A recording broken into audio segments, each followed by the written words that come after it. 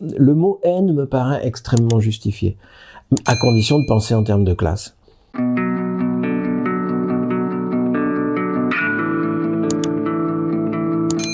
C'est pas Macron le problème.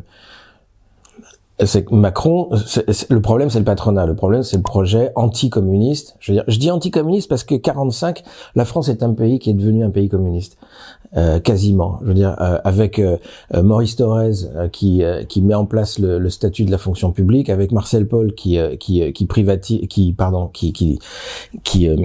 crée le statut d'EDF, etc. Avec Croizat qui crée tu vois, en quelques mois, dans une fenêtre de tir extrêmement courte avant que les socialistes dégagent les communistes du gouvernement, en quelques mois, on met en place des mesures qui sont des mesures de type communiste, c'est-à-dire qui mettent en avant l'intérêt général dans les grands secteurs, qui créent la fonction publique. Et il y a un effet de cliquet, c'est que c'est difficile à défaire. Et c'est ça qu'ils défont. Ils vont mettre 60 ans à défaire ce qui a été fait en 10 mois. C'est assez prodigieux. Là, ils s'attaquent au statut de la fonction publique. Ça, c'est Thorez. C'est Thorez qui met ça en place. Alors, ce qui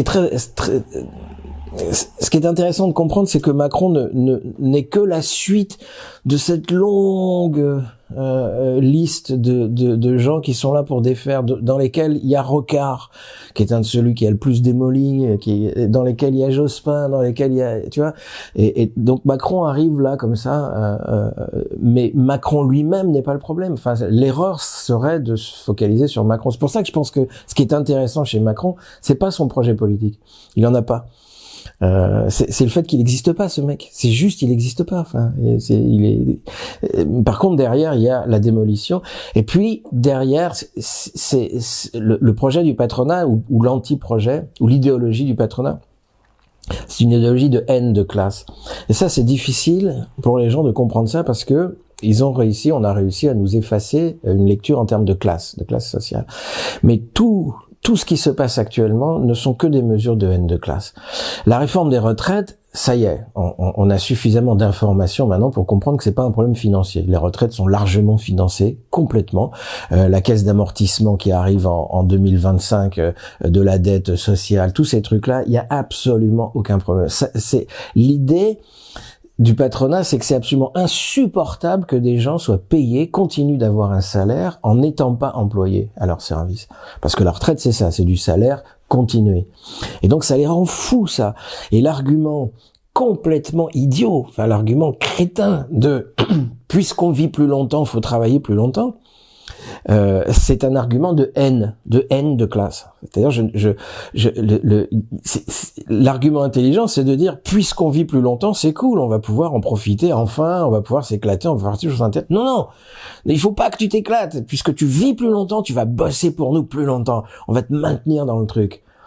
On peut jouer au con avec ça. Je veux dire, les femmes vivent plus longtemps que les hommes, d'environ 13 ans, d'accord. Mais donc, il faut que les femmes travaillent plus longtemps que les hommes. Enfin, tu vois, il n'y a pas de raison. Ok.